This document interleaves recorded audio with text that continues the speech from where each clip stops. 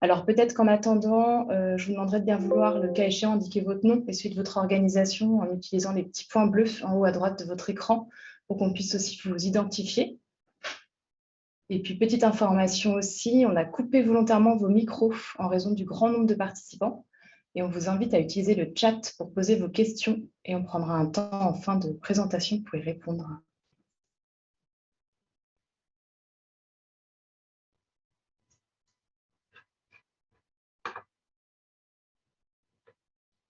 Alors, on va encore attendre 2 minutes avant de commencer la présentation.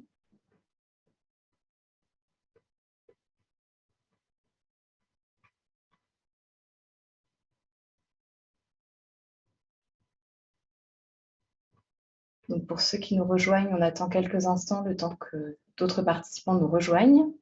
N'hésitez pas du coup à mettre votre nom et le nom de votre structure donc, dans votre petite vidéo pour qu'on puisse vous identifier facilement. Et je répète, au cas où vous n'ayez pas eu l'information, on a coupé volontairement vos micros parce qu'on est très nombreux sur ce webinaire et on propose d'utiliser le chat pour poser vos questions et on y répondra en fin de session. Il est 15h34, on commence dans 2 minutes pour laisser la chance à ceux qui ne sont pas encore là de nous rejoindre.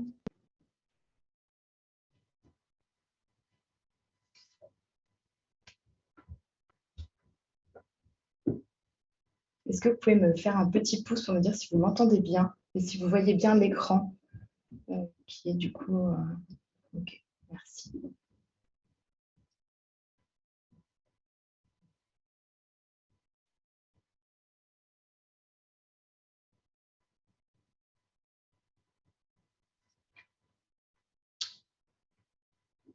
Ok, je vois qu'il y a encore quelques personnes dans la salle d'attente.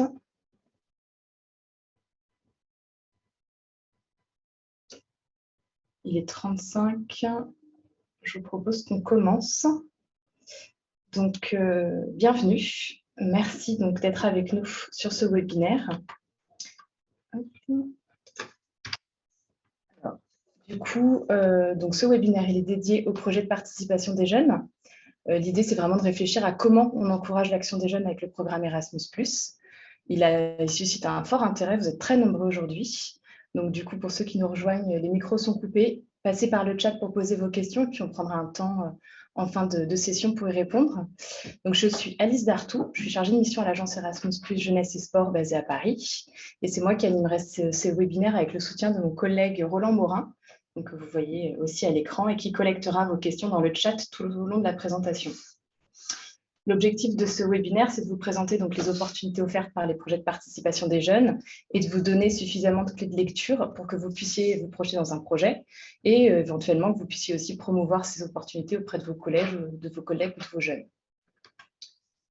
Alors, on va commencer ce webinaire par une rapide présentation du programme Erasmus+, de son écosystème et de ses priorités.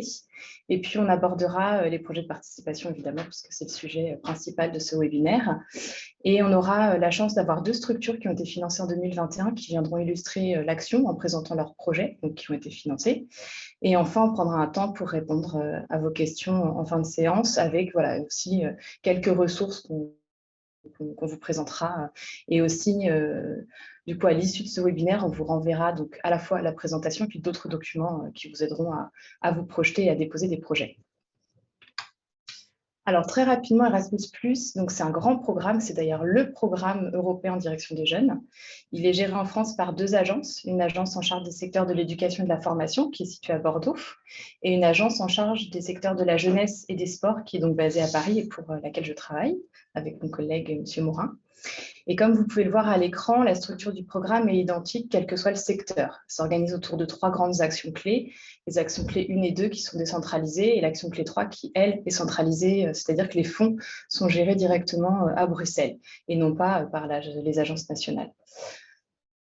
Donc, il y a des secteurs, on voit donc les quatre premiers carrés, donc l'enseignement scolaire supérieur, formation pro et formation et éducation des adultes, qui sont gérés par l'agence de Bordeaux, donc sur les champs éducation et formation. Et après, les volets jeunesse et sport par l'agence de Paris, pour laquelle nous travaillons. En outre, du coup, l'agence Erasmus+ Jeunesse et Sport, donc l'agence de Paris, elle se situe au sein du groupement d'intérêt public du GIP de l'agence du service civique. Donc l'agence du service civique a en charge donc, la mise en œuvre du programme national de service civique et celle de 2 programmes européens à destination des jeunes, donc Erasmus+ Jeunesse et Sport, et le Corps européen de solidarité. Donc j'imagine que certains d'entre vous sont familiers des programmes européens et d'autres non. Donc très rapidement, petite précision, le Corps européen de solidarité existe depuis 2018 et s'est créé autour d'une action phare du programme Erasmus+ Jeunesse, qui était le volontariat européen. La Commission européenne a décidé en 2018 de créer un programme dédié et a extrait le volontariat du volet jeunesse d'Erasmus+. Et pour ceux qui connaissaient, il s'agissait du SDE, du service volontaire européen. Mais par contre, l'agence continue à gérer ce nouveau dispositif. Donc, il y a quand même une cohérence sur les volets jeunesse des programmes européens qui sont gérés au sein de la même agence. Alors, les priorités des programmes. Donc, Erasmus+, c'est construit autour de priorités fortes qui sont partagées par l'ensemble des secteurs, donc que ce soit l'éducation, la formation et la jeunesse. Alors, on voit tout d'abord l'inclusion et la diversité. Donc, le programme vise à promouvoir l'égalité des chances et l'égalité d'accès, l'inclusion, la diversité et l'équité à travers l'ensemble de ces actions.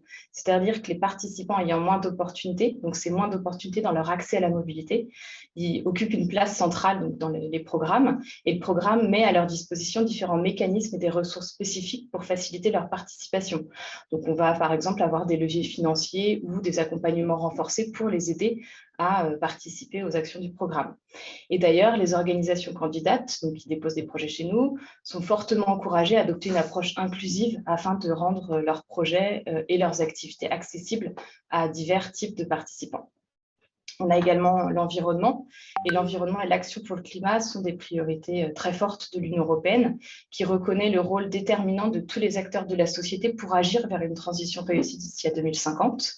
Et il s'agit notamment d'une priorité majeure pour l'Agence française, qui l'a vraiment mis en avant. Et dans cette perspective, tous les projets doivent promouvoir une attitude responsable et respectueuse vis-à-vis de l'environnement dans la mise en œuvre de leurs projets.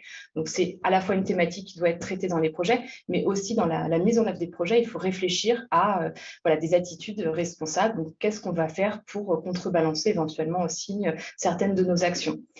On a la transformation numérique, qui est également une priorité du programme. Donc, évidemment, la crise de Covid-19 a mis en lumière l'importance de l'éducation numérique pour accompagner la transformation numérique dont l'Europe a besoin.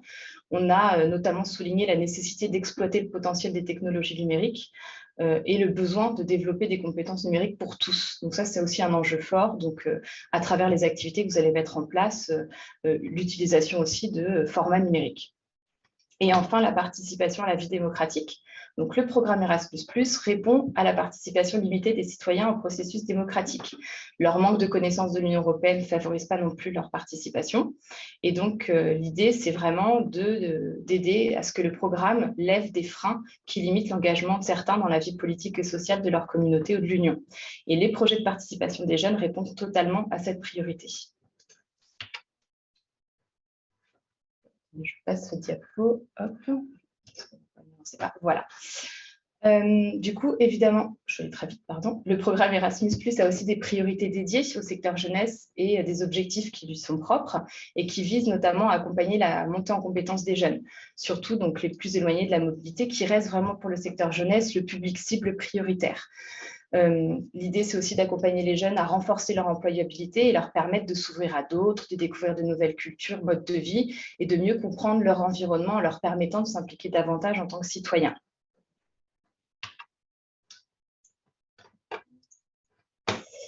Donc, la participation, c'est une priorité du programme et c'est aussi donc une action pour laquelle on se retrouve aujourd'hui. Ce qui souligne encore plus la volonté de la Commission européenne de donner aux jeunes une place centrale dans les projets. Et concrètement, les projets de participation, c'est quoi ? C'est un levier pour encourager la participation des jeunes à la vie démocratique européenne, un moyen aussi d'offrir aux jeunes des possibilités de s'engager, d'apprendre à participer à la société civile ou encore une opportunité de les sensibiliser aux valeurs européennes. Et ce type de projet peut être utilisé aussi pour encourager des temps d'échange entre jeunes et décideurs. Par exemple, un résultat concret des projets de participation des jeunes, c'est de permettre aux jeunes de faire entendre leur voix et de s'exprimer, d'exprimer leur point de vue et opinion sur des grands enjeux de société auprès de décideurs ou d'experts plus largement. Petit point d'attention, les activités du coup, qui sont financées dans le cadre du volet jeunesse d'Erasmus+, sont des activités qui doivent être organisées en dehors de tout cadre d'éducation et de formation formelle. Donc, ça ne peut pas être un projet d'établissement ou un projet de classe qui s'organise sur un temps scolaire.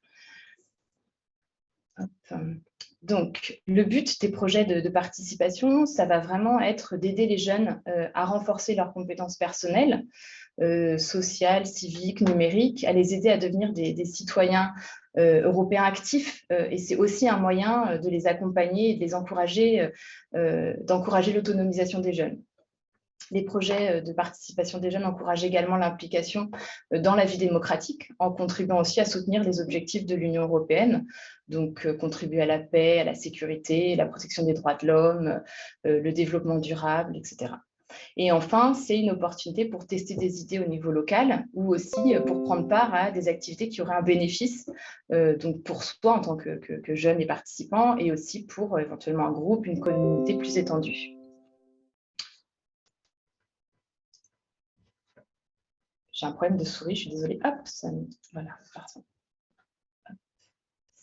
Donc, les activités de participation des jeunes, elles peuvent être mises en place soit par une organisation, donc privée comme une association, ou publique comme une collectivité, soit par un groupe informel de jeunes.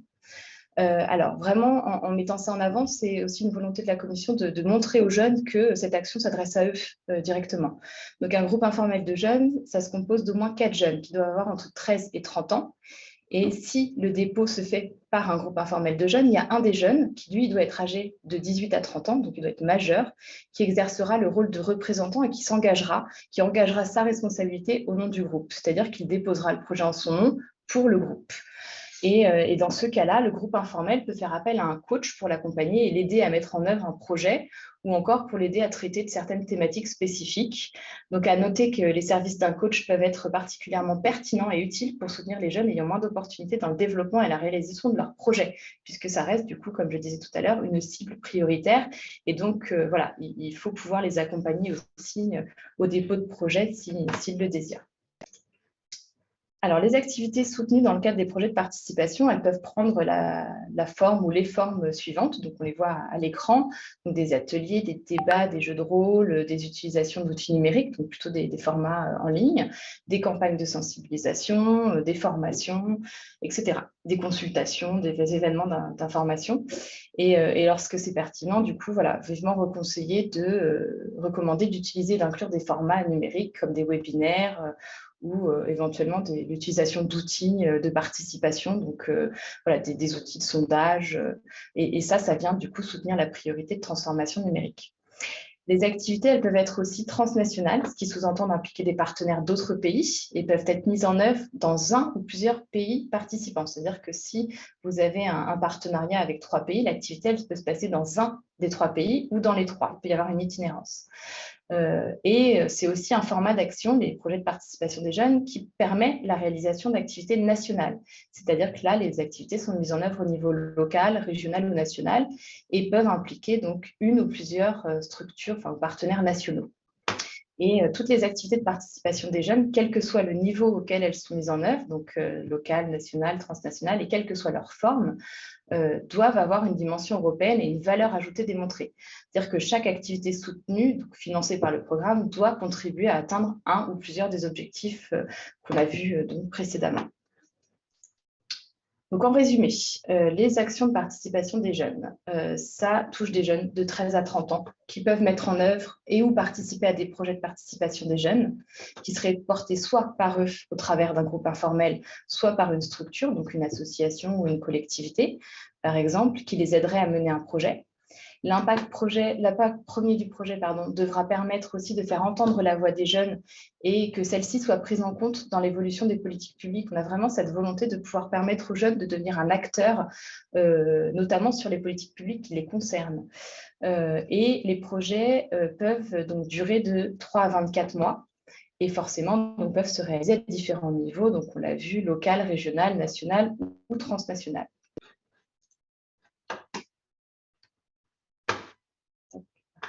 Et donc, les financements. Le financement des projets de participation des jeunes doit permettre aux jeunes eux-mêmes de percevoir et de gérer des fonds, ce qui sous-entend que le mécanisme de financement est relativement simple. La première information à retenir concernant le financement de ces projets, c'est le montant plafond de 60 000 € par projet. Donc, c'est le montant maximum, il ne faudrait pas demander plus. Ensuite, le budget il va se composer d'un financement de base, donc c'est ce qu'on voit à l'écran, gestion de projet. Donc, c'est 500 € par mois liés à la durée du projet, donc entre 3 et 24 mois en fonction du projet que vous souhaitez monter, qui servira à financer des réunions de travail, des temps de préparation, des actions de collecte d'informations, tout ça plutôt du groupe porteur de projet et ou de ses partenaires. Et à ça s'ajoutera le cas échéant un forfait dédié au financement d'un coach si le projet est porté par un groupe informel de jeunes. Donc, à savoir qu'il est possible de faire appel à plusieurs coachs selon les besoins, mais le financement total ne pourra jamais dépasser 12 jours maximum de coaching pour la durée totale du projet. Donc, c'est 12 jours s'il y a plusieurs coachs à répartir entre eux s'ils sont plusieurs à intervenir. Quand on parle de jours, ça pourrait être aussi des demi-journées, mais sur le total, on sera sur un montant plafond de financement sur 12 jours. Et en plus du forfait de base, et au regard du projet mis en œuvre, il y a 2 autres financements qui pourront être utilisés pour permettre la réalisation d'événements de participation, donc type conférences ou colloques, et ou des activités de mobilité, donc plutôt des formations, des séminaires, etc. Les projets de participation des jeunes doivent être envisagés comme une boîte à outils permettant de concevoir un projet et un budget sur mesure. Donc, on a les événements de participation qui sont financés via un forfait unique de 100 € par participant, à l'exclusion des porteurs de projets qui, eux, ont le forfait mensuel de base, donc ce qu'on a vu sur la diapositive précédente, qui ont donc le forfait mensuel de 500 €. Donc, pour les événements de participation, c'est 100 € par participant, autre que le groupe un peu noyau donc, du porteur de projet. Et ce type d'activité, il est particulièrement adapté à la réalisation de temps forts du type conférence, colloque, événements de lancement, et notamment pour des activités locales, mais pas que. Et les activités de mobilité, quant à elles, elles vont permettre de financer des temps de rencontre entre partenaires, donc nationaux ou transnationaux, plutôt de type formation ou séminaire, et vont couvrir en fait à la fois des frais de voyage, donc au travers de forfaits correspondant à la distance parcourue. Donc c'est dans le guide du programme, des forfaits qui correspondent à certaines distances. Et ça va venir aussi en soutien des frais de séjour, donc les dépenses d'hébergement et de restauration du porteur de projet et de ses partenaires. Donc là, il n'y a pas d'exclusion du porteur de projet et de ses partenaires dans les financements des activités de mobilité. Et les activités de mobilité, les événements de participation peuvent être soit autonomes, donc vraiment dédiés chacune à des objectifs spécifiques, ou combinés. Par exemple, s'il est nécessaire que des participants se déplacent pour participer à un événement de participation, qui serait par exemple transnational, cette activité peut être déclarée avec une activité de mobilité. Et donc, comme ça déclencherait aussi un soutien approprié pour les frais de voyage et les frais de séjour.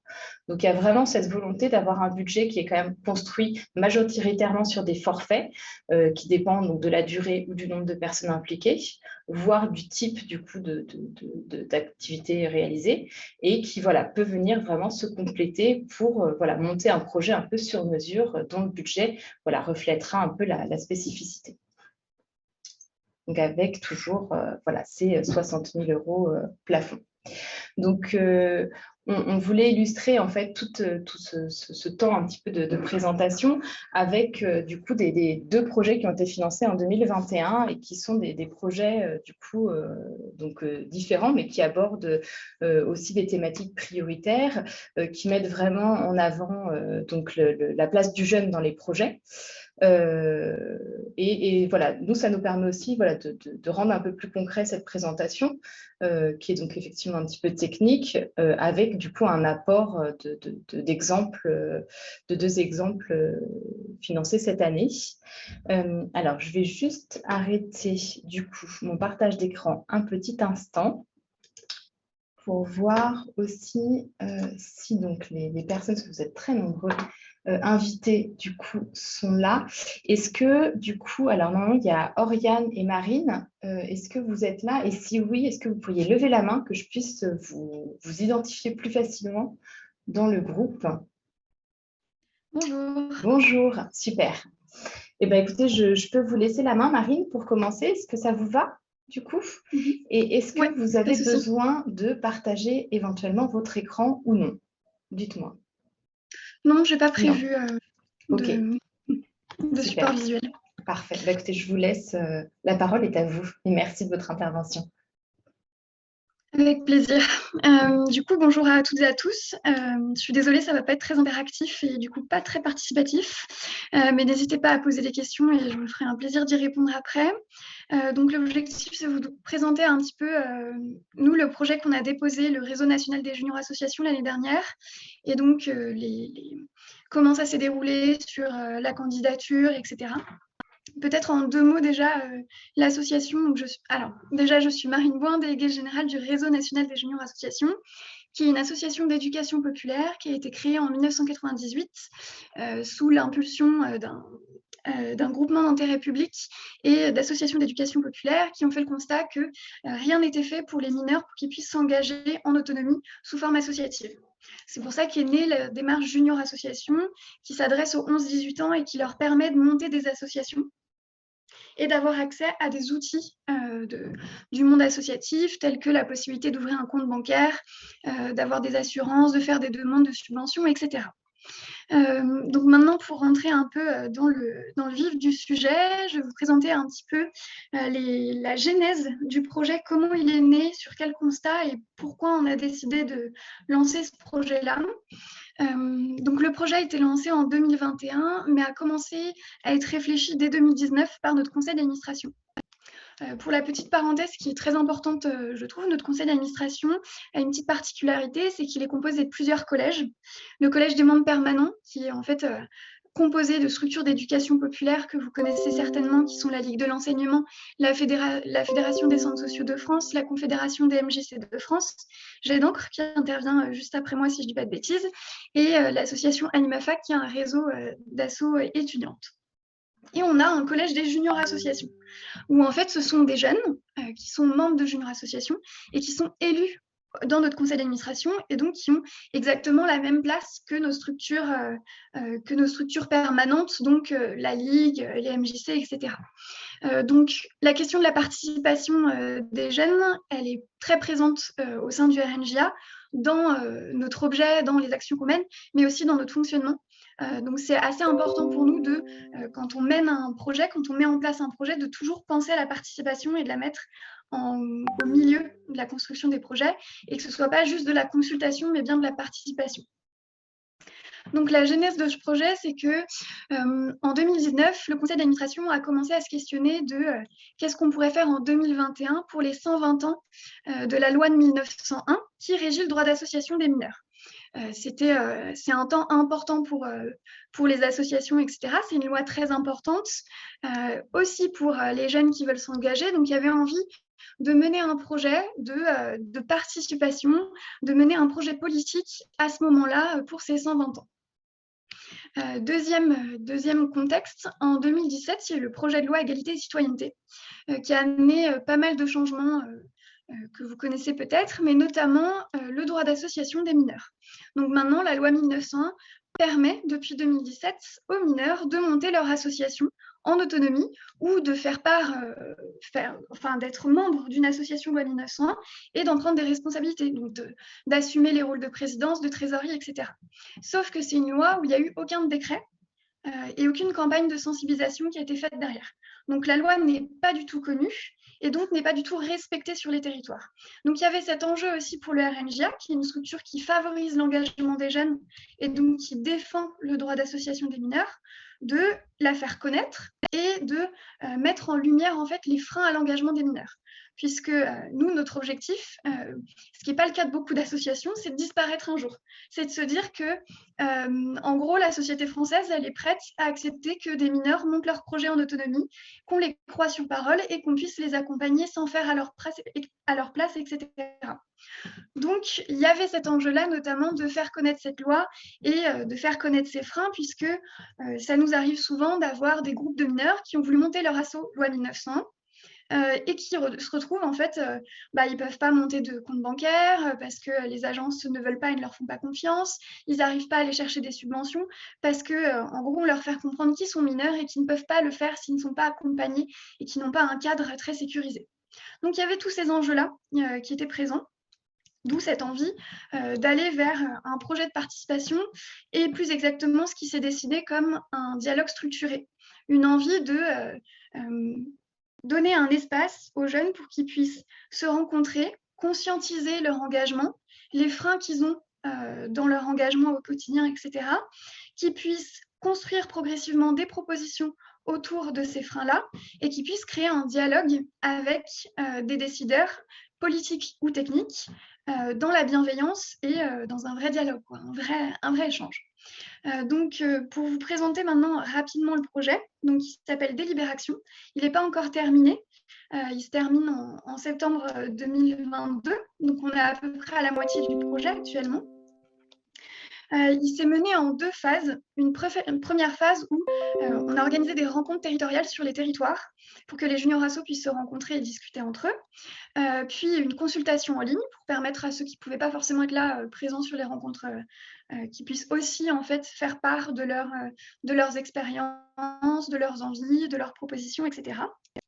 Et on a créé du coup avec les jeunes engagés en junior association, puisque chaque étape du projet a été co-construite avec les jeunes du conseil d'administration du RNJA, donc avec l'équipe salariée du RNJA, a été rédigé du coup un livre blanc que je vous montre rapidement ici, Jamais trop tôt pour agir, où il semblait important pour les jeunes du CA d'avoir un support papier avec des propositions qui puissent après être diffusées plus largement dans notre réseau, mais aussi auprès de partenaires, auprès de décideurs politiques, etc. et à plein de niveaux différents. Donc voilà pour ça. Et donc la deuxième étape du projet, ça a été de faire un événement national en septembre qui regroupait des jeunes engagés de toute la France, avec un grand intérêt d'inclusion, d'aller vers et donc avoir une diversité au sein de notre public. On a notamment réussi à faire venir, et ça c'est clairement grâce au financement d'Erasmus+, une junior association de Mayotte. Donc c'est la première fois qu'on faisait venir une délégation de territoires ultramarins. Donc il y a eu ce grand événement où il y a eu du dialogue donc, avec des décideurs politiques et techniques, les jeunes ont pu se rencontrer, etc. et faire un mouvement autour de leurs engagements et de leurs valeurs. Ce qui a plutôt très très bien fonctionné, on le verra après sur les impacts, mais ils sont vraiment emparés de cet outil du livre blanc dont je vous ai parlé tout à l'heure, donc c'est une grande réussite sur ce point-ci. Du coup, la suite de ce projet-là, c'était OK, on a fait un document, on l'a remis à des décideurs, mais il ne faut pas que ça s'arrête là. Déjà parce que 2022, c'est une année importante pour la vie démocratique, puisqu'il y a l'élection présidentielle et puis les élections législatives, que les jeunes avaient envie de porter encore cette parole-là et qu'il fallait que ça passe à du concret, quoi. Donc comment, une fois qu'on a fait cet outil-là, on peut le rendre concret sur le territoire et faire en sorte que vraiment le réseau puisse s'en emparer, etc. Donc a été créé les ambassadeuristes junior associations, qui sont des jeunes qui se portent volontaires et qui ont envie en fait de défendre cet outil du livre blanc et qui ont envie de parler de leur engagement sur leur territoire. Donc on va les accompagner, on va faire des temps de formation sur 3 territoires où on aura une dizaine de jeunes à chaque fois. On va coporter ces temps avec des partenaires, etc. On va les accompagner à créer un mini-projet pour qu'ils puissent parler de leur engagement sur leur territoire et du coup, à leur tour, sensibiliser à partir de leur propre expérience et de cet outil qui a été construit par ce projet Délibération, qui puissent aller sensibiliser des jeunes ou des décideurs politiques et techniques sur leur territoire. Donc voilà globalement le projet et ses différentes étapes. Je vais vous parler maintenant des impacts du projet. Déjà en termes de crédibilité de notre outil. Quand on va forcément vers nos partenaires ou des décideurs et qu'on explique que ce livre blanc, cet outil qui présente en fait 10 propositions pour lever les freins à l'engagement des mineurs, il a été construit sur une année, sur un processus en fait de participation où on a eu en fait plus d'une centaine de jeunes qui ont été impliqués vraiment dans la co-construction de cet outil, qu'on est parti de leurs expériences, qu'on a eu des décideurs politiques et techniques qui sont venus rencontrer les jeunes aussi pour en débattre, qu'on a des partenaires d'associations d'éducation populaire qui se sont investis aussi, bah forcément, ça apporte une crédibilité à l'outil qui aide pas mal, quoi. Donc forcément, on vient juste de le sortir. On l'a sorti fin septembre lors de notre événement national. Donc, il va falloir qu'on voit progressivement aussi l'impact. Donc, c'est un peu tôt pour faire un bilan. Mais en tout cas, je pense que ça fonctionne bien. On a beaucoup été sollicités pour parler de ce livre blanc et de ce projet de participation des jeunes. L'autre point, c'est l'impact sur les jeunes dont je parlais un tout petit peu tout à l'heure. En fait, on a eu vraiment un mouvement de jeunes qui se sont emparés de l'outil, où on leur a expliqué que s'ils voulaient ce livre blanc qu'ils avaient co-construit, ils pouvaient nous le demander, et nous, on leur envoyait gratuitement et ils pouvaient mener des actions sur leur territoire. Et en fait, pas mal de jeunes qui ont participé à notre événement national nous ont demandé de leur envoyer des livres blancs et à leur tour sont allés voir, ont fait la démarche, se sont sentis légitimes pour aller voir leur maire, les députés de leur territoire, des fois les Césaires, enfin bref, plein d'instances différentes pour aller présenter ce livre blanc et leur faire part de eux, leurs freins au quotidien dans leur junior association, etc., ou ce qui avait pu leur aider et ce qu'il faut éventuellement généraliser sur les territoires. Donc ça, c'est un impact assez fort qu'on constate, dont on est plutôt fiers, on est très contents. Donc voilà. Et le troisième impact, donc il y en aura certainement d'autres aussi sur du plus long terme, mais le troisième, c'est notamment un nouveau projet de participation qui se lance cette année. Pareil, on va recandidater à Erasmus+. Le nom de notre projet, c'était Délibération quand la discussion passe à l'action. Et notre objectif, c'était que vraiment, derrière, ça se concrétise en action véritable. Puisque la participation, en fait, si on consulte juste, qu'on leur demande de, oui, faites remonter vos difficultés, des propositions, et puis que derrière, on leur fait aucun retour de l'impact que ça a eu, ça peut être ultra frustrant. Et pour relancer derrière un processus de dialogue structuré ou de participation, ça peut être un peu compliqué. Donc, notre objectif, c'était aussi de lancer sur du concret derrière. Donc les ambassadeuristes, tout ça. Mais on a eu un autre projet là qu'on est en train de lancer. Alors, on ne s'y attendait pas, mais les jeunes ont beaucoup parlé de discrimination et d'inclusion via les discriminations. Notamment, il y a tout un chapitre du livre blanc, donc sur les 5 chapitres, qui est dédié à l'égalité de genre. Où en fait, c'était une thématique qui était très présente au sein des junior associations. Ils avaient besoin d'en discuter, d'échanger autour de ça. On a pas mal de jeunes qui nous disaient, bah oui, forcément, de jeunes filles qui nous disaient, bah, j'aimerais bien me présenter à la présidence de ma junior association, mais j'hésite parce que c'est vrai que c'est plus difficile pour nous, les filles, de prendre la parole, de prendre des responsabilités, etc. Donc, on a vu qu'il y avait quand même un frein, il y avait des choses autour de ça qu'on avait envie un peu de creuser. Et on a un conseil d'administration et des jeunes élus au CA qui sont très engagés sur ces questions-là et qui ont envie de lancer un processus de participation suite à ça. Et donc, on va lancer un process sur 2 thématiques, puisque l'inclusion et la discrimination, c'est des champs très larges qui abordent plein de thématiques différentes. On ne peut pas tout aborder d'un coup. Donc, les jeunes ont envie de travailler sur les questions du sexisme et du racisme. Donc, on va lancer de la participation autour de ces 2 thématiques sur année et demie qui se présente.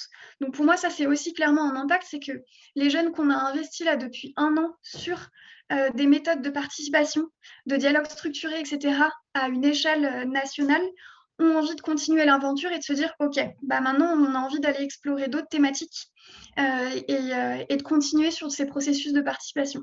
Donc pour moi, c'était un impact assez important à mettre en avant. Sur le lien avec l'Europe aussi. Alors, ça fait un petit moment aussi que notre CA se disait, oui, on a envie un petit peu de d'aller porter justement notre engagement au niveau européen, on ne sait pas trop comment le faire, etc. Donc pour nous, Erasmus+, aussi, c'était un moyen d'aborder ces questions-là. Et donc, très clairement, ça nous a poussé à parler des objectifs européens pour la jeunesse, etc. On participe aussi à Provox, qui est le dialogue structuré européen. Donc on avait quelques jeunes qui étaient investis dessus, mais c'était vraiment sur du ponctuel et juste sur quand Provox avait lieu, etc., notamment sur le festival Provox. Et donc là, il y a une envie aussi d'aller un peu plus loin. Et donc, ces jeunes eux-mêmes qui nous ont dit, bah ouais, mais il y a les thématiques de l'égalité de genre et il y a les thématiques de l'inclusion qui sont abordées en fait au niveau européen. Du coup, il y a peut-être quelque chose à faire aussi dans ce sens-là. Donc, voilà, donc il y a aussi eu un impact de sensibilisation sur, en fait, il se passe aussi des choses au niveau européen, etc. Il y a des valeurs européennes qui sont partagées par les junior associations et par notre réseau. Comment on arrive à les faire vivre et à aller un peu plus loin dans notre approche de ces valeurs et de ces thématiques-là dans notre réseau. Donc voilà pour ça. Je crois que vous m'aviez demandé aussi un petit point sur le parcours candidature, donc un peu sur du concret, comment ça s'est passé au RNGA pour s'organiser là-dessus. Notre candidature à Erasmus+, c'était la première fois qu'on déposait un dossier Erasmus+. Ça faisait une année qu'on y réfléchissait, 1 ou 2 années, mais ça nous faisait un peu peur parce que c'est un processus qui est long et qui est réputé pour être un peu lourd, etc. Donc, on a pris du temps pour en parler à nos partenaires, des partenaires qui avaient l'habitude de déposer des dossiers Erasmus+, ou de travailler sur d'autres, ou le corps européen, etc. Et du coup, on a pris le temps d'en discuter, de bien étudier le dossier, et je pense qu'on a bien mis 2 mois dessus pour le construire progressivement. Après, c'était facile dans le sens où ça faisait déjà 2 ans que le CA s'était emparé de cette question-là et qu'on réfléchissait sur le projet. Donc, le projet était déjà bien réfléchi. Et en soi, en fait, le dossier est plutôt bien fait. On avait la chance aussi d'avoir une personne bilingue au sein de notre équipe. Donc, ça a aussi aidé, même si tout est traduit en français, etc. Ça a quand même aidé un petit peu. Et on a fait une presta, une personne qu'on connaissait en fait de notre entourage, qui a été salariée de structure d'éducation populaire et qui connaissait bien Erasmus+. Et on a fait une petite presta pour qu'elle puisse relire notre dossier et nous donner quelques conseils si on allait dans le bon sens ou pas. Et ça a été une aide assez précieuse d'avoir une personne en fait extérieure au RNJA, extérieure aux personnes qui avaient déjà le nez dans le dossier depuis plusieurs semaines pour nous aider à le co-construire. Du coup, Marine, ça va me... Ouais, on va manquer de temps pour aller creuser un peu plus sur la partie dépôt, mais du coup, moi, ça va me faire une transition parfaite parce qu'effectivement, et merci infiniment, du coup, je trouve que ça donne vraiment voilà, du corps à ce qu'on a présenté en première partie et notamment ce que vous expliquez sur voilà, la réaction en chaîne finalement qui se met en place en fait après chaque activité menée. Du coup, ça suscite un intérêt complémentaire et du coup, voilà, il y a un effet boule de neige très positif qui se met en place.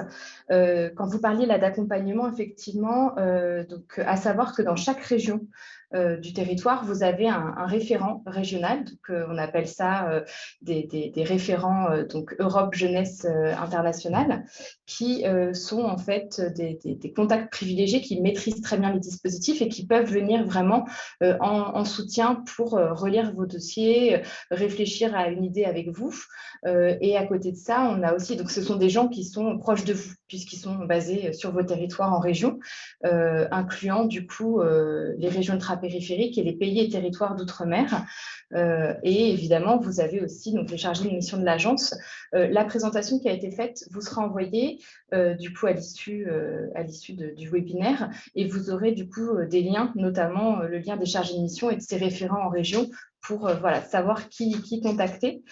Du coup, Marine, il y a beaucoup de questions dans le chat sur l'accès au livre blanc, notamment en ligne. Est-ce qu'on peut le recevoir quand vous le demandant et du coup un envoi papier, est-ce que c'est payant ou est-ce qu'il y a une version numérique disponible?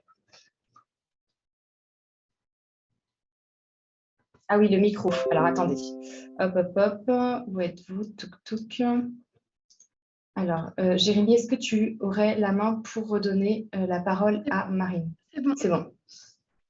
Ouais, c'est bon. Du coup, non, il est totalement gratuit. Vous le trouvez sur le site du RNJA. On a un onglet plaidoyer sur notre centre de ressources. Donc, vous le retrouvez assez facilement sur notre site. Ok. Est-ce qu'il sera possible de m'envoyer le lien éventuellement? Comme ça, Bien sûr. je le partagerai avec les participants. Impeccable, super. Du coup, j'ai vu qu'il y avait quand même pas mal de petites questions dans le chat. On va commencer à y répondre. On a une deuxième intervention, un peu plus tard. Je vous propose voilà, de peut-être prendre déjà quelques questions et puis voilà, de faire intervenir la deuxième personne à l'issue de ces questions. Donc, je vais laisser la parole à mon collègue, Monsieur Morin, pour les questions. Alors, première question, est-ce qu'une structure IG peut déposer? Alors, oui, en fait, à partir du moment où il y a un statut... Alors, est-ce que tu peux couper ton micro parce qu'il y a un petit écho? Excuse-moi. À partir du moment, effectivement, où on a un statut associatif, il n'y a pas de souci. Après, sur ces actions-là, l'idée, c'est vraiment de pouvoir répondre à un besoin de vos jeunes ou du coup d'accompagner un groupe de jeunes. Donc, effectivement, il faut aussi plutôt voir cette entrée-là. C'est-à-dire que, par exemple, sur une collectivité, on va tout de suite, sur la participation des jeunes, penser à un conseil municipal de jeunes ou peut-être utiliser la chance d'avoir un jumelage pour avoir aussi des partenaires européens donc solides et qu'on connaît bien. Après, dans le cadre du réseau EJ, nous, on s'appuie plutôt sur eux pour accompagner ou faire la promotion de nos programmes, peut-être moins pour les porter en direct. Donc, on est peut-être plutôt sur une entrée d'accompagnement ou de relais d'information et qui vont venir peut-être en soutien des jeunes pour monter des projets. Mais par contre, voilà, légalement, toute structure privée ou publique peut émarger au programme. Voilà, à partir du moment où on comprend aussi que dans ces statuts, il y a un intérêt et un axe jeunesse. La question qui vient d'arriver tout de suite a déjà été posée. Est-il nécessaire d'avoir un partenaire? Est-ce que ça peut être un projet local, national? Alors, absolument. En fait, vous avez plusieurs options. Soit vous pouvez effectivement avoir un projet transnational donc qui impliquerait un ou plusieurs autres pays. Donc, j'ai vu que dans le chat, il y avait des questions sur les pays, donc je vais y répondre tout de suite. En fait, vous avez tous les pays de l'Europe, plus des pays avec des relations particulières. Donc, en gros, vous pouvez associer des pays allant de la Sibérie au Maroc, donc toute la rive sud du bassin méditerranéen, l'Europe de l'Est et Caucase, les Balkans, la Russie. Et donc, tous les pays du programme, vous avez la liste dans les guides. Et du coup, ça aussi, on vous fera lors de l'envoi de la présentation, on vous enverra les liens pour accéder aux différentes ressources et vous avez un tableau avec la liste des pays éligibles. Et vous pouvez, pour cette action de projet de participation des jeunes, qui est la seule dans Erasmus+, avoir et monter un projet national. Donc, c'est le cas, par exemple, de Marine, qui évoquait aussi du coup des axes européens avec des participations à d'autres instances. Mais en tout cas, le projet porté par son association est un projet national. Et c'est-à-dire que là, vous pouvez soit avoir un projet très local, soit un projet régional ou un projet national et avoir éventuellement des partenaires d'autres collectivités ou associations françaises impliquées, soit voilà, être vraiment sur un ancrage très, très, très local sans aucun problème. Rappelez-vous aussi que vous pouvez tout à fait coopérer donc, avec nos régions ultra-périphériques.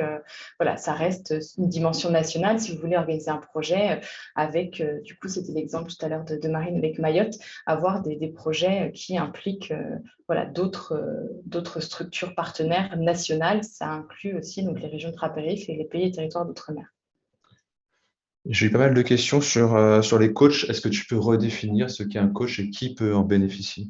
Alors, on n'a pas particulièrement de définition légale. Le coach doit démontrer en fait une certaine expertise, soit sur des aspects très pratico-pratiques, donc à la fois administratif, de gestion administrative et financière et de mise en œuvre. Donc, être capable, parce que effectivement, c'est un travailleur, un acteur jeunesse, et donc du coup, il a cette maîtrise-là de pouvoir venir en soutien pour peut-être accompagner sur certaines méthodologies à utiliser organisé ou sur comment on gère un budget. Voilà, on peut être sur des aspects un peu techniques. Et après, on peut tout à fait faire appel à un coach qui aurait une expertise spécifique sur une thématique. Par exemple, voilà, pour partir dans quelque chose peut-être de moins conventionnel, sur je sais pas, la gestion donc le gaspillage alimentaire, avoir peut-être un nutritionniste qui pourrait venir aussi donner des clés de lecture à des jeunes, voilà, pour du coup être aussi un peu outillés et peut-être voilà, obtenir une expertise spécifique en prévision de monter une activité voilà, dédiée à la thématique. Donc voilà, le profil de coach peut être varié, évidemment documenté. L'agence, quand elle va recevoir un projet, si elle voit qu'il y a un coach, alors pour rappel, le coach n'est éligible que si le projet est porté par un groupe informel de jeunes. À partir du moment où le projet est porté par une collectivité ou une association, cette expertise d'accompagnement, cet apport, il est déjà au sein de la structure qui porte. Donc là, le coaching n'est pas éligible. Il ne l'est qu'en cas de portage par un groupe informel de jeunes. Et dans ces cas-là, ne pas hésiter à mettre en annexe du projet soit un CV, soit voilà, de documenter et de venir un petit peu légitimer la demande en précisant le profil du coach. Et de toute façon, dans le narratif, il y a une partie dans le formulaire qui est dédiée à ça et qui permet aussi de venir expliquer en quoi le coach va venir soutenir le groupe. Et les 12 jours de coaching finançables au maximum ne sont pas une obligation. Vous pouvez tout à fait utiliser 4-5 jours, voilà, ou les 12, et ça ne dépend pas non plus de la durée du projet. Voilà, c'est 12 jours maximum sur un projet qui peut durer de 3 à 24 mois. Et c'est surtout plutôt voilà, arriver à fouiller un petit peu l'argumentaire en fait pour préciser pourquoi on fait appel au coach. Voilà. Mais du coup, le profil peut être, j'ai vu, donc effectivement, un animateur jeunesse sans problème. Voilà, ça peut être vraiment des profils très, très variés. Une autre question, est-ce qu'il y a un nombre maximum de participants possible aux événements de participation? Alors non, il n'y a pas, en fait, vous n'avez pas de nombre de participants, minimum ou maximum. Alors minimum, c'est induit par le groupe informel de jeunes. Un groupe informel de jeunes, c'est au moins 4 jeunes impliqués.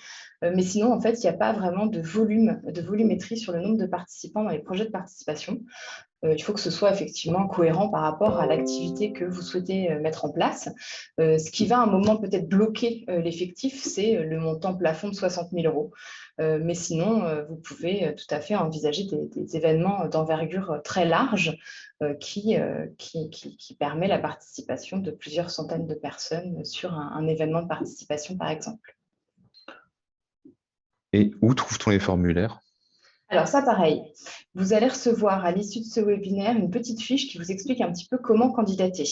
Donc là, après cet échange sur les questions, on aura donc l'intervention d'un deuxième porteur de projet qui va venir présenter un autre format de projet financé dans le cadre des projets de participation. Et ensuite, on abordera rapidement quelques ressources. Et voilà, en plus des ressources qui vous seront présentées, donc en fait de quelques liens là qui seront dans le PowerPoint, dans le support du webinaire, vous aurez en plus de l'envoi de cette présentation d'autres documents, dont un tutoriel pour vous expliquer un peu pas à pas comment candidater. En gros, pour faire très très simple, pour accéder aux plateformes de la Commission européenne, il faut se créer un compte nominatif. Et avec ce compte, on accède à toutes les plateformes quasiment dont vous allez avoir besoin dans le cadre des projets Erasmus+, tout au long du cycle de vie du projet. Une fois que vous avez votre compte personnel, vous allez devoir enregistrer votre organisation. Alors, ce n'est pas des étapes très longues, hein. C'est voilà, des étapes de renseignement, de coordonnées, etc. Mais voilà, c'est des étapes préalables indispensables. Et donc, vous allez enregistrer votre collectivité, votre association ou votre groupe informel auprès de la commission pour obtenir un numéro d'identification. Donc, on appelle ça l'OID, l'Organization ID. Et en fait, voilà, votre organisation, elle sera référencée auprès de la Commission européenne. Et donc après, quand vous allez accéder au formulaire de candidature, vous allez renseigner votre code OID et là, toutes les informations de votre structure vont aussi apparaître et se renseigner automatiquement.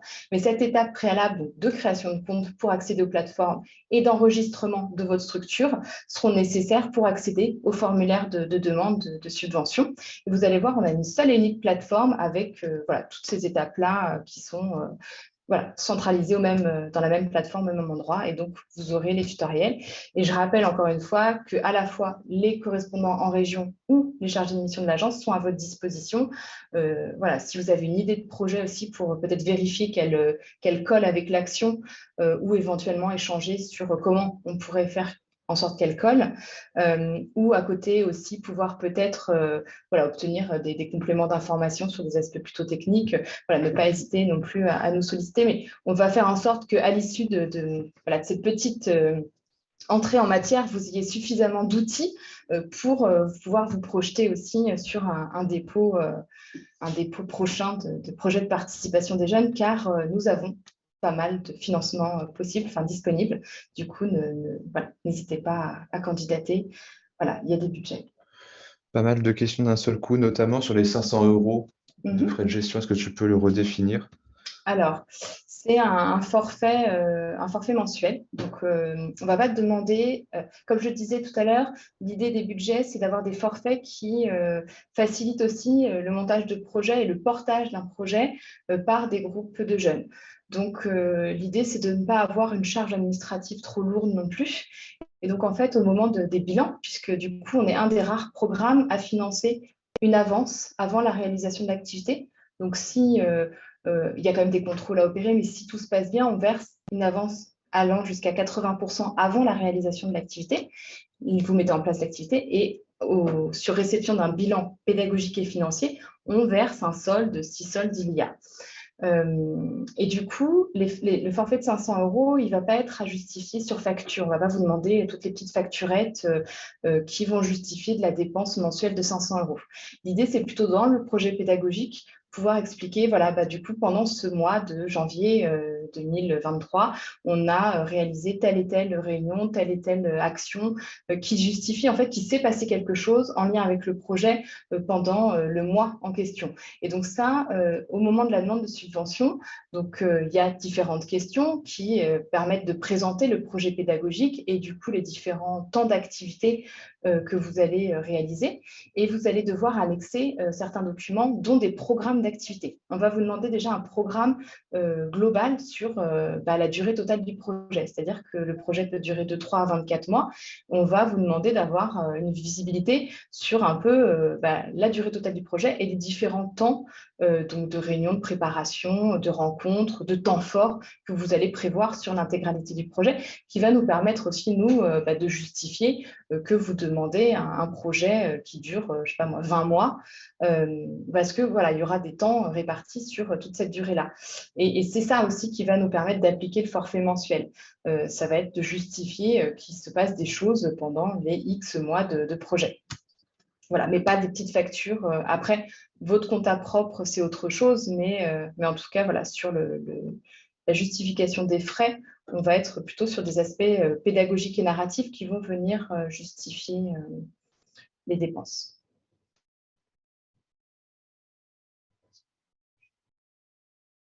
Alors, on me fait signe en me disant que normalement, sur les questions, c'est à peu près bon. J'ai eu quelques questions sur voilà, il y a eu une question du coup sur des outils aussi de financement un petit peu locaux ou sur des centres de loisirs. Peut-être que ça, on pourrait reparler. Mais du coup, l'idée des programmes européens, c'est qu'effectivement, c'est des outils qui vont venir répondre à des besoins des jeunes. Ça ne doit pas venir remplacer des outils qui existeraient. Par contre, ça peut faire écho et peut-être se combiner. Donc, il y a des choses, des articulations peut-être à envisager. Voilà, donc c'est un peu en fonction voilà, de l'idée de projet qu'il y a derrière.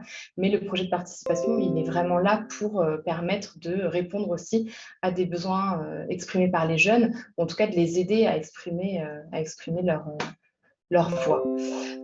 Du coup, est-ce que Oriane, vous êtes là? Et est-ce que Jérémy, tu pourrais donner la parole à Oriane pour qu'elle nous présente son projet, s'il te plaît? Bonjour, oui, c'est bon, je suis là. Super. Eh bien, écoutez, la parole est à vous, Oriane, et merci de votre participation.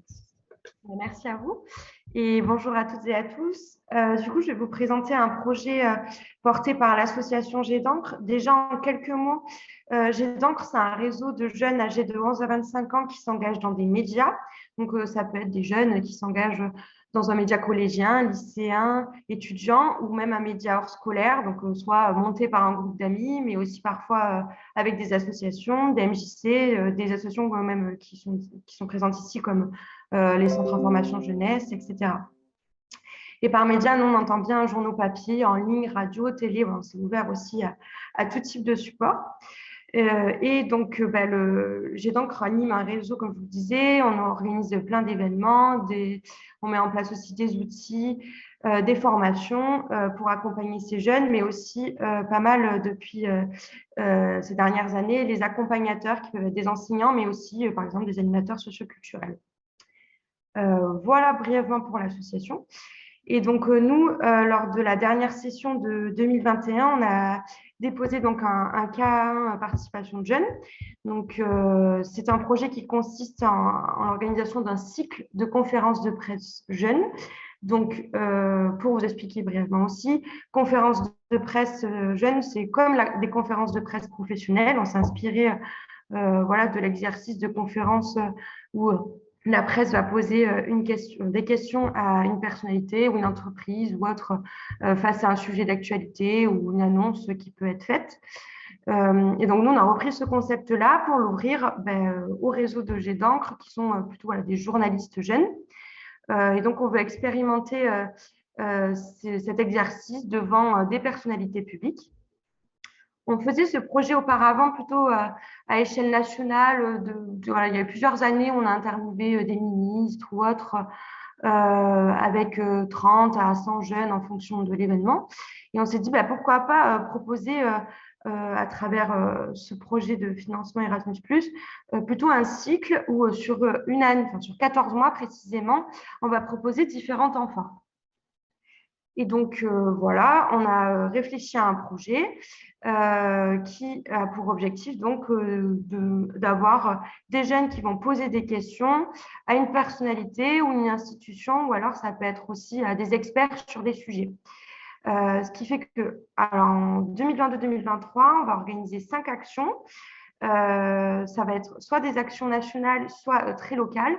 Donc, je vous dis brièvement aussi notre calendrier prévisionnel, mais dès 25 et 26 juin, on organise un festival chaque année. Et dans le cadre de ce festival, on a mis en place 2 conférences de presse jeunes autour de la liberté d'expression. Et aussi, il y aura un autre sujet d'actualité qui sera choisi par les jeunes directement. Après, en octobre-novembre 2022 et janvier 2023, nous allons à Marseille, on va aussi à La Réunion et à Brive-la-Gaillarde pour faire des conférences de presse qui sont locales. Et en clôture en mars 2023, dans le cadre de la semaine de la presse et des médias dans l'école, à travers un événement national qui sera aussi à nouveau une conférence de presse jeune. Donc, l'enjeu, c'est de réunir environ 400 jeunes sur l'ensemble de ce cycle de 5 activités. En fait, quand ce sont des événements nationaux, on veut réunir un peu plus de jeunes. Et quand ce sont des confs de presse locales, ce sera plus entre 30 et 50 jeunes en fonction aussi de la structure aussi avec laquelle on va porter le projet. Donc, voilà un peu brièvement pour le projet. Ce sont des jeunes en fait, qui vont choisir ensuite les thématiques à travers des consultations qu'on va mener en amont de chaque conférence. Et l'objectif aussi, c'est de faire vivre le projet après. C'est pas qu'il y ait juste un événement et puis il se passe plus rien. C'est que les jeunes vont produire des médias. Enfin, ça peut être, je sais pas, un podcast, un article, un dossier de presse, etc. Liés à la conférence. Et nous, on s'engage à faire découvrir leur production à travers des revues de presse thématiques à l'issue de chaque conférence. Donc, ce sont des conférences qui se déroulent soit sur 1 à 2 journées en fonction de l'événement, ou au-delà de juste faire l'exercice de conférence, il y aura aussi des ateliers d'interconnaissance, de formation aussi sur l'interview, la réalisation de conférences, et ensuite un temps de préparation sur la thématique de la conférence et du lien aussi avec les personnalités et des décideurs qui vont être présents lors de la conférence. Ensuite, on va clôturer l'événement à travers des petits projets qu'on voudrait aussi faire perdurer cette action à travers aussi les projets de GEDANCRE, notamment. On délivre par exemple une carte de presse jeune pour valoriser et reconnaître l'engagement des jeunes. Voilà, c'est aussi leur remettre leur carte de presse jeune à l'issue de l'événement. Comment il est né le projet, comment on a identifié aussi des besoins. C'est un projet, comme je vous disais, qu'on a en tête depuis plusieurs années, puisqu'on a déjà expérimenté des conférences de presse nationales, mais c'était sans réelle logique, en fait. C'était plutôt, voilà, on s'est dit, ah ben tiens, pourquoi pas organiser cette conférence-là où on va interviewer, par exemple, un ministre, parce que c'est un véritable besoin des jeunes voilà, d'avoir aussi, d'être accrédités à des événements et aussi réussir à interviewer des personnalités. Bon, nous, là, auparavant, c'était beaucoup des ministres, mais ça peut être aussi des experts sur différentes thématiques.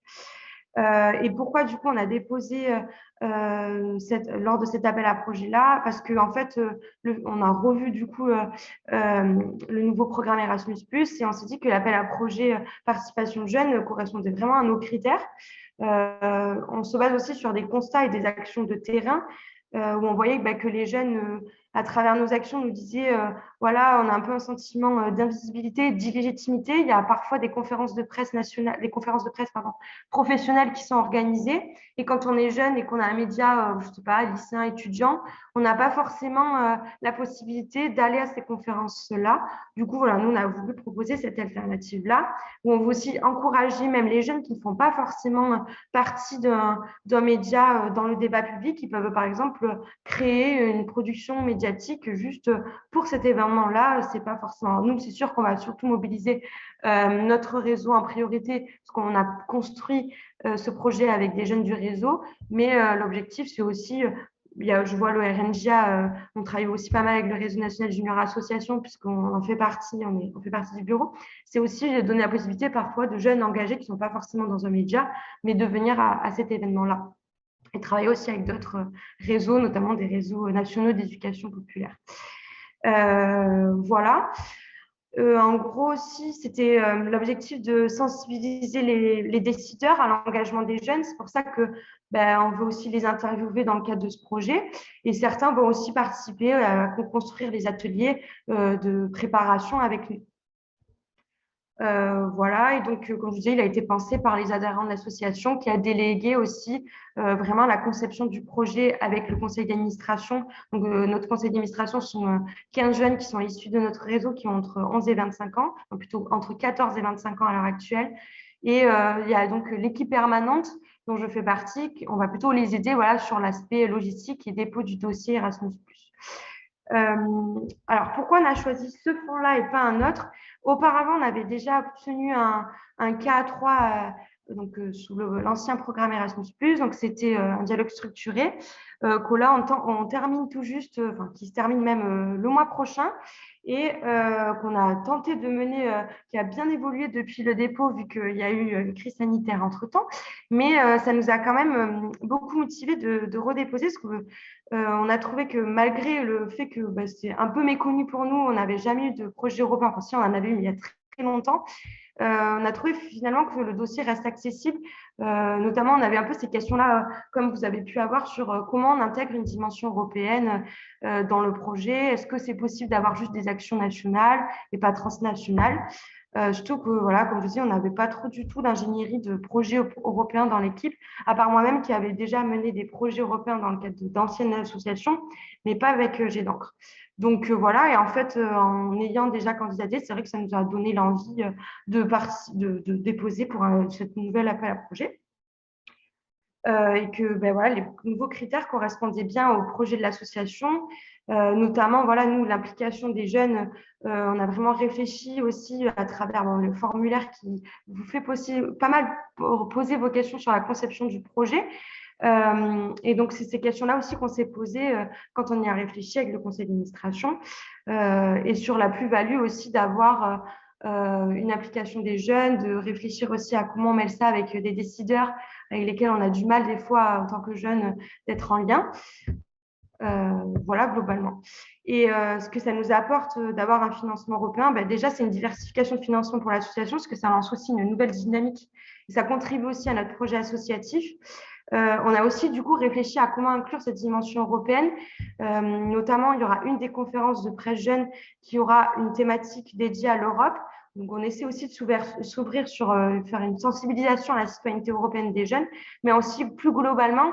Alors, on n'a pas défini les thématiques précises de chaque conférence, comme je vous le disais, mais l'objectif, c'est de le faire avec des jeunes sous forme de consultation sur les réseaux sociaux et nos canaux de communication qu'on peut avoir avec eux.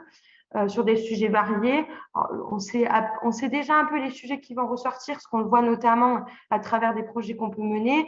Il y a pas mal l'égalité femmes-hommes, l'environnement, les politiques jeunesse, la liberté d'expression. Et l'objectif, c'est de ne pas parler de ces sujets qu'en France, mais aussi de faire un lien avec l'Europe.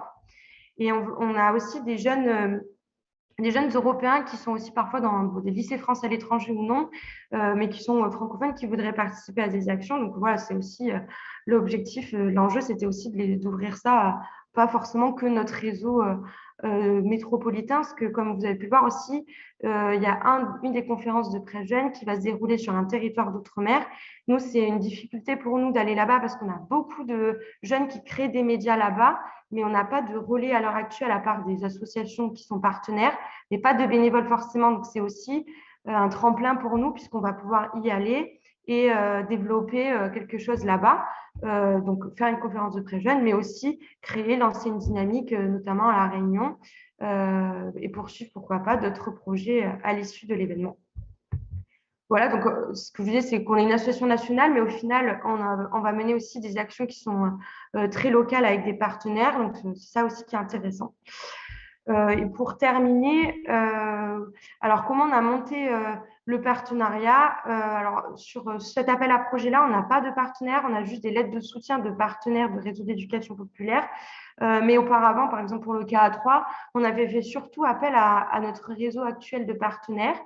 On avait fait appel aussi au ministère de l'Éducation nationale avec lequel on travaille pour avoir une lettre de recommandation, mais pour avoir des partenaires vraiment sur le projet, on a fait plutôt appel à des structures locales avec lesquelles on travaille qui nous disaient depuis ces dernières années pourquoi pas monter un projet ensemble. On s'était dit c'est l'occasion à travers les projets Erasmus+, on peut avoir des partenariats, autant faire le projet ensemble.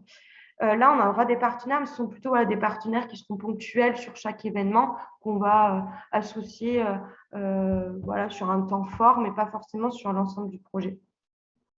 On ne s'est pas forcément appuyé sur un réseau existant déjà connaisseur d'Erasmus+, mais un peu comme le RNJA, on a pas mal échangé avec d'autres associations qui ont déjà eu des projets Erasmus+. Et on est en lien aussi via nos partenaires locaux avec un chargé de mission, par exemple Eurodesk, qui avait pas mal d'expertise de projet Erasmus+, qui m'a pas mal aidé sur les critères, etc., pour comprendre un peu mieux aussi un projet Erasmus+, comment ça pouvait être monté et mené. Et sur le temps nécessaire pour préparer la candidature jusqu'au dépôt, en fait, on a une phase de conception avec nos adhérents, le conseil d'administration. Tout ça a pris quand même pas mal de temps parce qu'on avait déjà eu l'idée, on avait du mal à formaliser l'idée. Donc, c'est aussi pas mal appuyé sur les questions du formulaire. Après, il y a un temps d'écriture qui est assez conséquent, mais qui demande de l'organisation et d'être assez régulier pour ne pas bâcler l'écriture. Mais moi, je ne conseille pas non plus d'être très nombreux autour de l'écriture. Nous, on était surtout une personne qui était à fond dans l'écriture et beaucoup de relecteurs plutôt. Mais sur la conception, par contre, c'était très important qu'on soit très nombreux, que ce soit des jeunes aussi qui soient associés à la réflexion du projet. Donc voilà, globalement. Et pour terminer, l'impact du projet, donc les enjeux et les retombées sur le projet. Alors là, c'est un peu tôt parce que sur ce projet-là qu'on a déposé, parce qu'on l'a eu récemment et qu'on est en train encore de le peaufiner, parce que la première action aura lieu encore fin juin, donc on a un petit peu de temps pour les derniers détails. Mais comme je vous disais, déjà, c'est la diversification des financements qui est intéressante. C'est un projet aussi qui est un tremplin pour l'association, qui contribue à notre projet associatif, puisque il est relié aussi déjà, par exemple, à un festival qu'on organise. On délivre une carte de presse jeune à travers ce projet. On pourra aussi valoriser cette valorisation de l'engagement des jeunes à travers ce biais-là. Les partenaires aussi auxquels on a pu faire appel sur le projet, ça a permis de ressouder un peu des liens et de proposer quelque chose de concret. Et voilà aussi, comme je disais, une ouverture du public, pas forcément se focaliser sur le réseau de Jet d'encre, mais aussi faire appel à d'autres jeunes qui sont engagés ou non, et aussi aller sur des territoires comme en Corrèze, où en fait on a pas mal de lycées, mais on avait du mal à organiser un événement avec eux. Voilà, là, l'objectif, c'est d'aller avec eux proposer une action, une conférence de presse jeune, et sur des territoires d'outre-mer aussi. Voilà, désolée, j'ai pas mal parlé, mais je laisse le temps de questions. Merci beaucoup, Oriane. Alors, du coup, j'ai noté encore pas mal de questions dans le chat ou en tout cas des besoins de clarifier certains points. Je vais juste rebondir du coup sur ce que vous disiez et surtout effectivement le temps de préparation. Il y a une question dans le chat sur un projet en fait qui aurait déjà été démarré et comment en fait on pourrait l'intégrer à un projet du coup qui aurait déjà commencé. Effectivement, vous avez peut-être vous déjà en tant que structure des idées de projet parce que vous avez aussi l'habitude peut-être annuellement ou de façon assez régulière de monter des temps un peu spécifiques. Peut-être que cette réflexion autour d'une idée, vous pourriez déjà avoir en fait l'idée en question. Nous, on ne va pas venir financer un projet qui est déjà en cours de route, déjà enclenché. Par contre, peut-être que le résultat de toute une réflexion pourrait amener au financement peut-être d'un temps fort. Donc ça, c'est peut-être à dégrossir du coup avec l'agence. Donc n'hésitez pas à revenir vers nous. Ça me fait du coup aussi, ça fait écho donc aux formulaires. Les formulaires, ils devraient être en français d'ici demain. N'hésitez pas d'ailleurs, comme vous serez donc peut-être potentiellement les premiers à en prendre connaissance, s'il y a des coquilles, n'hésitez pas à revenir vers nous pour nous en faire part, afin qu'on les corrige le plus rapidement possible. Et après, du coup, les questions qui donc reviennent régulièrement dans le chat sont notamment liées aux 500 € mensuels. Les 500 € mensuels, ils sont pour le porteur de projet. Ils ne sont pas par jeune, ils ne sont pas par structure, ils sont pour le porteur de projet. La collectivité, l'association ou le groupe informel en tant que groupe. Donc, c'est 500 € uniques par mois.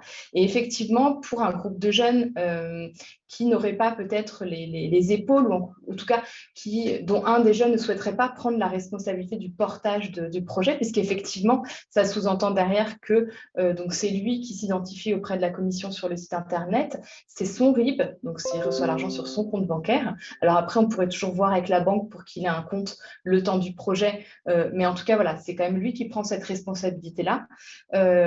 Donc du coup, effectivement, peut-être réfléchir à est-ce que le portage n'est pas mieux par une association. Ça n'obère pas le fait de laisser la place aux jeunes, c'est-à-dire que l'association pourrait être porteur de projet pour du coup surtout les aspects financiers et administratifs, mais laisser une grande place aux jeunes pour monter le projet à la fois, donc amener des idées, amener aussi peut-être des méthodologies à utiliser, laisser vraiment une place pleine et entière aux jeunes pour la réalisation du projet. Et après, je voudrais juste rappeler que les 60 000 €, c'est le plafond. On peut tout à fait avoir un projet qui serait financé à hauteur de 6 000 € par exemple. Il faut garder en tête que les projets de participation, le financement doit être vu comme une boîte à outils, c'est ce que je disais dans la présentation. On va venir utiliser les lignes budgétaires en fonction de ce qu'on souhaite mettre en œuvre. Donc effectivement, cette réflexion de savoir qui porte au départ un groupe informel de jeunes ou une structure, donc une collectivité ou une association, c'est effectivement, je pense, la première des réflexions à avoir. Et après, il faut vraiment voir ce qu'on souhaite mettre en œuvre et du coup, quel levier financier on va activer pour du coup mettre en place son propre projet. Donc les 60 000 €, c'est le plafond. Mais ce n'est pas obligé d'aller jusqu'au plafond. Vous pouvez avoir des projets qui sont d'envergure beaucoup plus moindre. Alors effectivement, quand il y a une association qui porte, ça veut dire qu'il n'y a pas de frais de coaching. Mais l'association, elle, à vous d'organiser les 500 € mensuels aussi, du coup, puisque c'est l'association qui va les percevoir. Du coup, c'est aussi dans cette optique-là, réfléchir à comment l'argent est dépensé. Du coup, il y avait des questions sur qui peut déposer. Alors, effectivement, une association de parents d'élèves, pourquoi pas? Effectivement, c'est une association, donc tant que ça ne s'inscrit pas dans un projet d'établissement, un projet pédagogique, une association de parents d'élèves, ça va toucher des élèves de différentes classes d'âge. Donc voilà, ça ne doit pas être un projet d'établissement qui est porté via l'association des parents d'élèves, mais pourquoi pas. Pareil pour un CFA, si ce n'est pas pendant les cours, ça peut être aussi possible. Il faut juste peut-être dans ces cas-là, si vous avez une idée assez précise en tête, revenir vers nous pour qu'on discute de votre idée et puis qu'on puisse éventuellement confirmer ou infirmer ces informations. Il y avait une question sur les volontaires en service civique. Du coup, effectivement, nous, les jeunes, le seul critère, c'est l'âge et le lieu de résidence. Donc après, effectivement, si on a un volontaire en service civique, il faut voir pour pas que ça vienne empiéter non plus sur sa mission de service civique. Mais voilà, l'idée, c'est vraiment de pouvoir, notamment puisqu'on est au sein de la même agence, envisager les dispositifs comme, voilà, enfin, articuler les dispositifs et puis voir la complémentarité aussi. Donc, en fonction de la mission de service civique, ça peut être intéressant de venir peut-être voilà, alimenter aussi d'autres aspects avec une dimension aussi peut-être plus stratégique et politique pour le volontaire en s'exprimant à travers un projet de participation des jeunes. Là, on a une première date de dépôt pour 2022 qui est très très proche puisque c'est le 23 février à midi. Et en déposant le 23 février à midi, vous pourrez commencer des projets au plus tôt à partir du 1er juin 2022. Et sinon, après, vous avez une autre date de dépôt qui est en octobre. Alors, je vois une petite question rapidement. Le Liban, oui, le Liban est-il inclus? Alors, effectivement, c'est possible de réaliser des projets donc avec le Liban. Donc, ce que je vous disais, du coup, c'est la rive sud du bassin méditerranéen, Europe de l'Est et Caucase, les Balkans jusqu'à la Russie. Et du coup, les projets et les pays programmes. Donc ça, pareil, vous aurez accès au guide du programme avec la liste des pays du coup éligibles pour cette action clé 1 du coup de projet de participation des jeunes. Je vais juste repartager rapidement mon écran avec vous. Alors attendez, est-ce que je vais y arriver? Où est la présentation? Là, hop, partager. Toc. Et donc là, voilà. Donc je vous disais 2 échéances par an. Donc sur les échéances de 2022, on a la date de février, donc du 23 à midi pour un projet qui débute à partir du 1er juin 2022. Et ensuite, vous avez la date du 4 octobre 2022 pour un projet qui débutera à partir du 1er janvier 2023. Là, effectivement, on vous a mis quelques liens donc, qui sont actifs du coup dans la présentation que vous recevrez.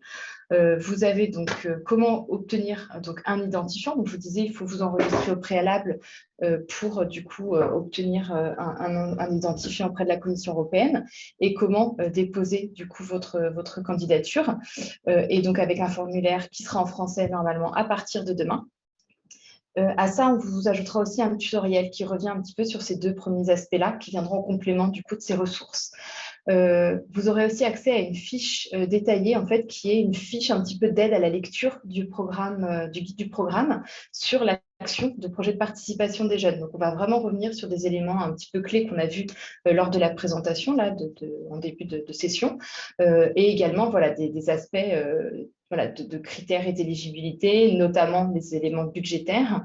Donc voilà, cette fiche, elle reprend les éléments du guide du programme et de façon un peu plus synthétique. Et après, vous allez de toute façon pouvoir, du coup là aussi, donc sur ce lien contact accompagnement, avoir accès donc, à la liste des chargés de mission de l'agence. Pour information, on est organisé par région. On a des portefeuilles de régions. Donc moi, par exemple, je suis la région Grand Est, Normandie, Centre-Val de Loire et tous les territoires d'outre-mer, donc les régions ultrapériphériques et les pays et territoires d'outre-mer. Voilà, et j'ai des collègues qui, voilà, on couvre donc tout le territoire et on a donc dans chaque région un référent donc, qui viendra aussi, enfin qui pourra être sollicité pour un accompagnement, une relecture, etc. Et après, vous avez différentes autres ressources de galeries de projets ou de blogs pour aussi peut-être retrouver des idées de projets qui auraient été menées. Oriane mentionnait un projet d'action clé 3, c'était dans l'ancienne programmation, donc 2014-2020, on avait une action qui était dédiée aussi au dialogue structuré, donc tout ce qui était échange entre jeunes et décideurs. Et c'est en partie de cette action-là que sont nés les projets de participation des jeunes, mais pas que. Mais donc, du coup, voilà, il y a un petit fil rouge entre les deux, notamment. Et en tout cas, voilà, vous allez pouvoir donc peut-être retrouver des projets de cette ancienne action. Vous avez aussi un espace où vous pouvez avoir accès à des partenaires. Alors, je mets un petit bémol parce qu'il n'y a pas de modération sur cet outil. Donc, effectivement, vous avez à la fois des partenaires très solides et à la fois des partenaires qui sont plutôt intéressés par une participation à un grand nombre d'activités, mais la qualité pourrait être discutable. Donc, voilà, il y a un peu de tout. Quand on est une collectivité, on a la chance souvent d'avoir un jumelage. Je pense que ça, il ne faut pas hésiter non plus à vous servir de cette chance-là si vous envisagez un projet transnational. Après, voilà, c'est aussi une opportunité de monter des projets au niveau local, régional et national. Donc, ça peut être vraiment aussi un moyen de démarrer. La dimension transnationale, elle pourra venir plus tard ou jamais. Mais en tout cas, voilà, vous pouvez tout à fait envisager sur votre territoire de monter des projets. Alors, je ne sais pas si quand vous êtes inscrit, on vous demandait si vous acceptiez éventuellement de partager vos contacts avec les autres membres de ce webinaire. Je vérifierai cet aspect-là et éventuellement peut-être qu'on vous posera la question. Alors, je ne voudrais pas m'engager, mais voilà, ça peut être aussi un moyen de développer son réseau. Ce type d'événement, alors moins en distanciel, mais en tout cas en présentiel, l'agence, hors temps de pandémie aussi, peut proposer des temps de formation. Donc, vous allez pouvoir en trouver aussi sur le lien Salto. Donc, c'est des formations qui vont être soit à l'initiative de l'agence française, soit d'autres agences européennes, donc jeunesse, et qui vont soit aborder des actions clés, donc les projets de participation des jeunes par exemple, ou des thématiques, donc je sais pas, l'environnement, l'inclusion. Et donc, voilà, c'est aussi un moyen de rencontrer des partenaires, de pouvoir découvrir comment d'autres travaillent avec un public ou sur une thématique, sachant que le programme, il a aussi cette volonté de pouvoir donc permettre aux jeunes d'être un petit peu en centre des projets, de faire entendre leur voix, de s'engager, de devenir des citoyens actifs et acteurs. Et à côté de ça, de permettre donc aux acteurs de jeunesse, donc vous notamment, de pouvoir aussi monter en compétence en allant rencontrer au niveau européen d'autres acteurs jeunesse pour partager des pratiques, confronter des pratiques, échanger, se former. Aussi, tout ça amène à une montée en compétence du travail de jeunesse au niveau européen. Donc ça, on a vu les questions. J'arrête de partager mon écran. En tout cas, alors je vais essayer de... Alors attendez, j'ai du mal à arrêter. Zoom, voilà. Je regarde s'il y a d'autres questions. Non, alors en fait, ce n'est pas qu'il écrit que le dossier doit être déposé un mois avant la deadline, c'est les formulaires qui sont disponibles au moins un mois. Non, vous pouvez déposer jusqu'au 23 février à 11h59. Je vous le déconseille vivement, on n'est jamais à l'abri d'un problème technique.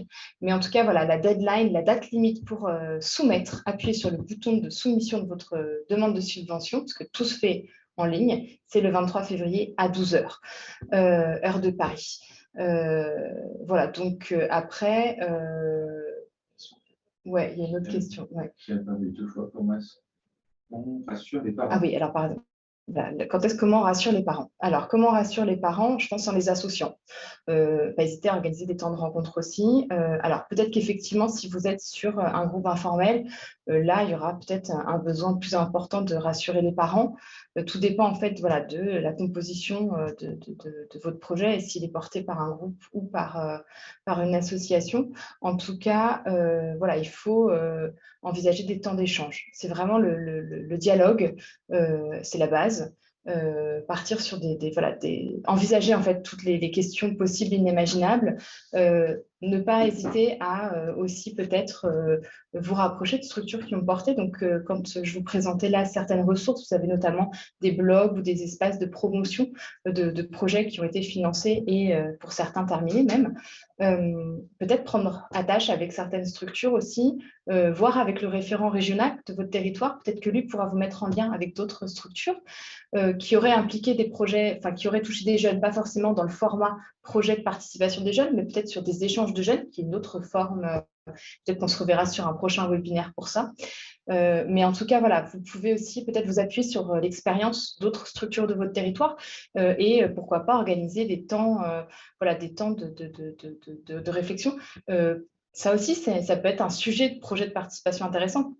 Comment aussi, à un moment, du coup, dans cette réflexion autour de l'implication des jeunes, d'une meilleure implication des jeunes, et notamment les laisser plus autonomes dans la mise en œuvre de projets, avec notamment une gestion financière. Voilà, quelle place pour les parents aussi. Voilà, il peut y avoir aussi des choses à envisager. Et après, effectivement, il y a une question, quels sont les avantages pour la collectivité? Je pense que c'est une adhésion aussi, c'est construire ensemble, c'est-à-dire qu'à un moment, on réfléchit à des politiques publiques destinées à la jeunesse, c'est comment on associe aussi les jeunes à ces réflexions-là, en fait, pour aussi peut-être répondre mieux à leurs besoins, à leurs attentes.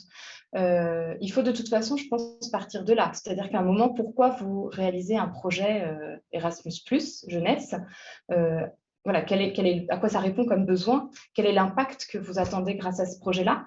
Nous, ces leviers financiers, ils doivent venir alimenter ou en tout cas apporter un plus à votre quotidien. Donc, voilà, c'est comment, par rapport à différentes actions ou une stratégie, une politique publique que vous mettez en œuvre sur votre territoire, comment ces projets vont venir voilà, alimenter quelque chose. Donc, soit effectivement en permettant à des jeunes de pouvoir venir apporter un petit peu d'eau au moulin en permettant aussi des rencontres qui ne se font pas ou très rarement pour répondre mieux à leurs besoins.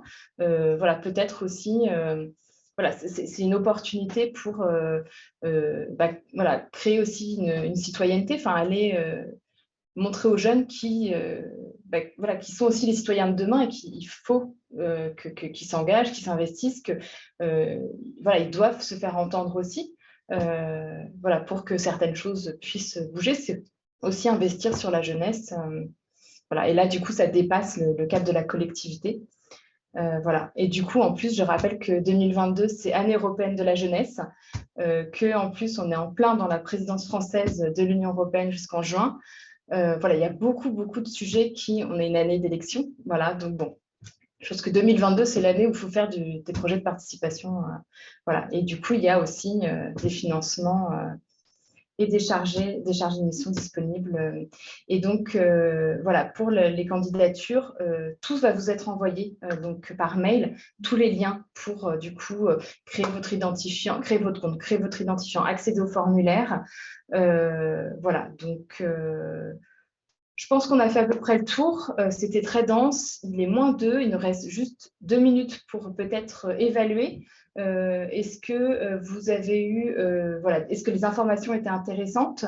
On reste éventuellement disponible. Voilà, je voudrais juste savoir quel est voilà, votre niveau voilà, de satisfaction avec peut-être des petits pouces levés. N'hésitez pas à utiliser voilà, les icônes disponibles dans le Zoom. Et puis, voilà, de toute façon, on reste à votre disposition. Les délais sont courts, mais c'est réalisable. Voilà, si vous avez déjà une petite idée, on peut en discuter ensemble.